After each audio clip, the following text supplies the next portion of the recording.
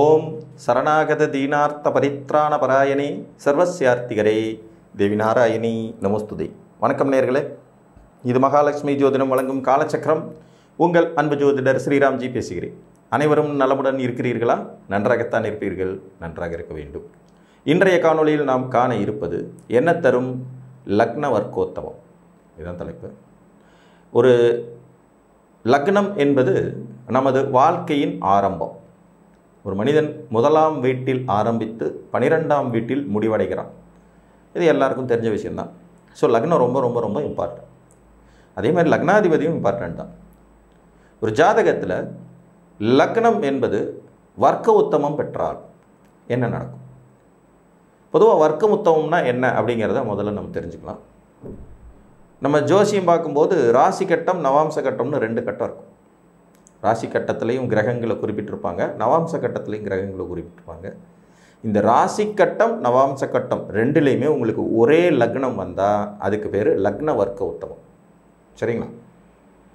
இப்போ உதாரணமாக நீங்கள் மேச லக்னத்தில் பிறந்திருக்கீங்க. ராசி கட்டத்தில் நவாம்சத்துலேயும் உங்களுக்கு அதே மேச லக்னம் குறிப்பிடப்பட்டிருந்ததுன்னா உங்கள் லக்னம் வர்க்க உத்தமம் அடைந்திருக்கிறது அப்படின்னு அர்த்தம்.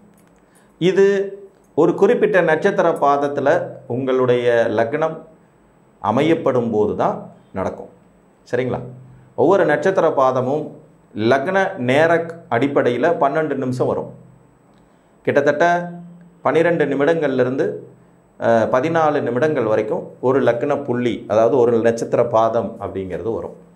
120 நிமிடங்கள் கொண்டது தான் தோராயமாக ஒரு லக்னம், அதாவது 2 மணி நேரம்.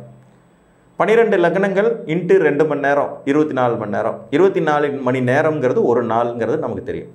ஸோ ஒவ்வொரு நாளும் 12 லக்னங்களும் தோன்றி மறையும். இதனுடைய அர்த்தம் என்னென்னா, சூரியன் பூமியை சுற்றி வர்றதா நாம் கணக்கு எடுத்துக்கிறோம். ஆனால் பூமி சூரியனை சுற்றி வருதுங்கிறதா உண்மையான கணக்கு. தன்னைத்தானே பூமி ஒரு முறை சுற்றி கொள்வதற்கு எடுத்துக்கொள்ளும் கால அளவு தான் இந்த 24 மணி நேரம்.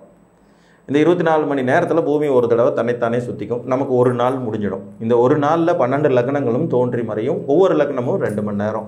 இந்த ஒவ்வொரு லக்னத்தின் 2 மணி நேரத்தின் சுருக்கமான அமைப்பு தான் அந்த ஒரு நட்சத்திர பாதம் அப்படிங்கிறதுல வரக்கூடியது. சரிங்களா? 9 நட்சத்திர பாதங்களை உள்ளடக்கியது ஒரு லக்னம்.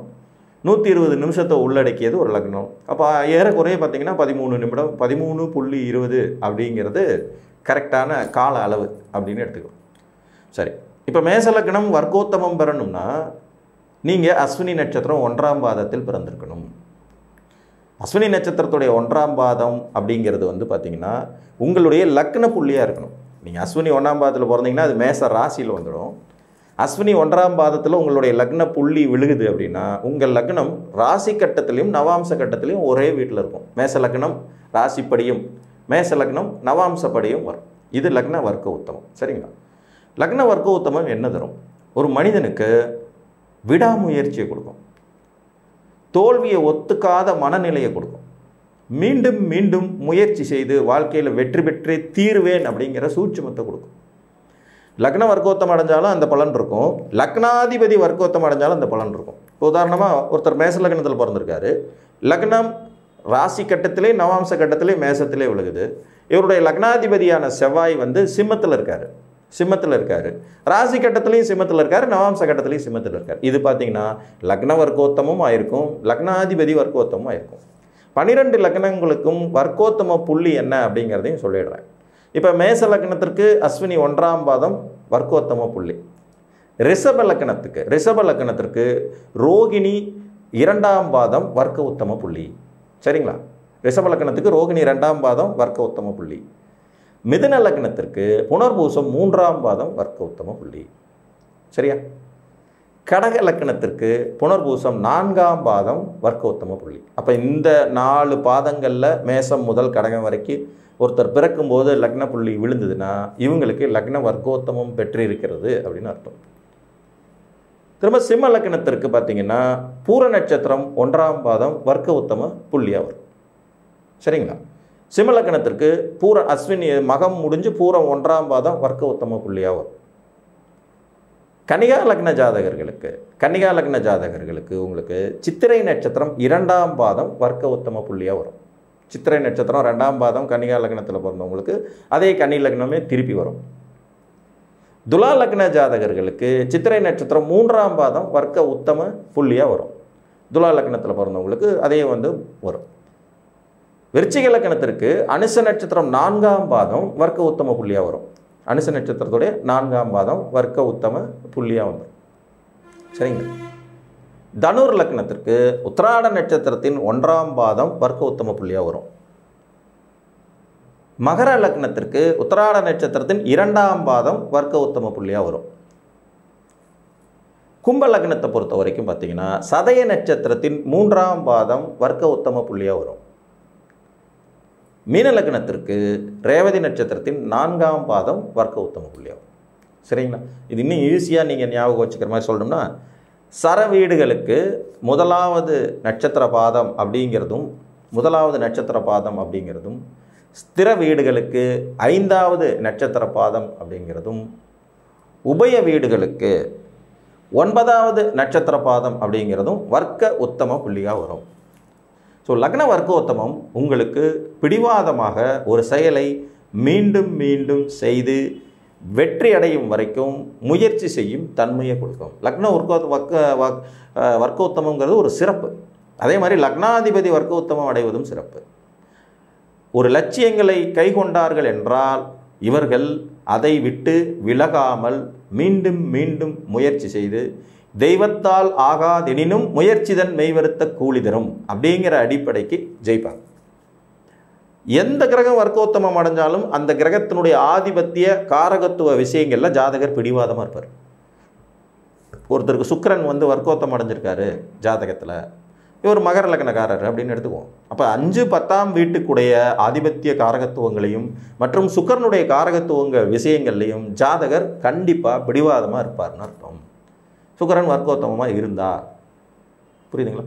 இப்போ செவ்வாய் ஒருத்தருக்கு வர்க்கோத்தமமாக இருக்காரு. செவ்வாய் தரக்கூடிய ஆதிபத்தியங்கள் காரகத்துவம், செவ்வாயினுடைய காரகத்துவம் கோபம். கோபம் இவருக்கு ஜாஸ்தியாக இருக்கும். அவர் எந்த வீட்டுக்கு அதிபதியாக இவர் ஜாதகப்படி வராரோ அந்த வீடு சார்ந்த விஷயங்களில் பிடிவாதமாக கோபமாக அதை செயல்படுத்துவார் அப்படின்றது அர்த்தம். லக்னமும் லக்னாதிபதியும் வர்க்கோத்தமம் அடைவது என்பது சிறப்பிலும் வெகு சிறப்பு. ஏன்னா வாழ்க்கை ஆரம்பிக்கிறதே லக்னத்திலிருந்து தான். அப்போ லக்னம் என்கின்ற வீட்டிலிருந்தே வாழ்வியலில் வர்க்கோத்தமம் பெறும்போது ஒரு ஜாதகன் பிறப்பு முதலே உயர்ந்த லட்சியங்கள், உயர்ந்த நோக்கங்கள், தன் வாழ்க்கையை வளப்படுத்தி கொள்ளும் அமைப்புகள், அதற்கான முயற்சிகள், எப்போதும் அது சார்ந்த சிந்தனைகள், அதன் மூலம் வாழ்க்கையில் வளர்ச்சி முன்னேற்றத்தை பெறும் வடிவமைப்புகளை பெறுவார். நீங்கள் என்ன ஆக வேண்டும் என்று யோசித்தருள்கிறீர்களோ அதுவாகவே ஆக கடவீர்கள் அப்படிங்கிறதான் பிரபஞ்சத்தினுடைய மாற்ற முடியாத விதி. நம்மளுடைய எண்ணங்களை பவர்ஃபுல்லாக நம்ம வச்சுக்கிறதுக்கு இந்த லக்ன வர்க்க உத்தமமும் லக்னாதிபதி வர்க்க உத்தமமும் உதவும். புரியுதுங்களா? லக்னமும் லக்னாதிபதியும் யாரோ ஒருவர் வர்க்கோத்தம் அடைஞ்சாலும் சரி, 2 பேருமே வர்க்கோத்தம் அடைஞ்சிருந்தாலும் சரி, உங்கள் ஜாதகத்தில் அடிப்படையில் நீங்கள் உயர்ந்த லட்சியங்களை கைக்கொண்டு அதை வெற்றிகரமாக முடிக்கும் தன்மை கொண்ட மனிதர்களாக இருப்பீர்கள் அப்படிங்கிறது ஒரு சிறப்பு. ஸோ இந்த அமைப்பு இந்த நட்சத்திர புள்ளிகளுடைய பாயிண்டில் உங்கள் லக்னம் விழுந்திருந்தாலோ அல்லது இந்த நட்சத்திர புள்ளிகளில் உங்கள் லக்னாதிபதி விழுந்திருந்தாலும் நடக்கும். இப்போ ஒரு சிம்மலக்ன ஜாதகர், சிம்மலக்னம், இவருடைய லக்னாதிபதியான சூரியன் ரிஷபத்தில், ராசி கட்டத்திலையும் ரிஷபத்தில், அம்ச கட்டத்திலையும் ரிஷபத்தில், ரோகிணி நட்சத்திரம் 2ஆம் பாதத்தில் வர்க்கோத்தமாக அடைஞ்சிருக்காரு. இப்போ இவருக்கு லக்ன வர்க்கோத்தமம் இல்லை, ஆனால் லக்னாதிபதி வர்க்க உத்தமம். காலபுருஷனுடைய தனஸ்தானமும் இவருடைய லக்னத்திற்கு 10ஆம் இடம்ங்கிற ஜீவனஸ்தானத்திலையும் அவர் வர்க்கோத்தமம் அடைகிறதுனால, நேச்சுராகவே சூரியன் சம்பாத்திய காரகன் வேறங்கிறதுனால, நான் வாழ்க்கையில் உயர்ந்த பதவிக்கு வரணும் அப்படின்னு வைராக்கியம் வச்சு அந்த பதவியை எட்டி பிடித்த அமைப்பு இது. சிம்மலக்கணம் 10ல் சூரியன் வர்க்கோத்தம், சிவில் சர்வீஸ் எழுதி பாஸ் பண்ண ஒரு ஜாதகருடையது. அந்த வைராக்கியம், நான் உயர்ந்த வருமானம் கொண்ட எல்லாரும் மதித்து வணங்கத்தக்க ஒரு உயரத்துக்கு வரணுங்கிற அந்த வைராக்கியத்தை கொடுக்கக்கூடிய.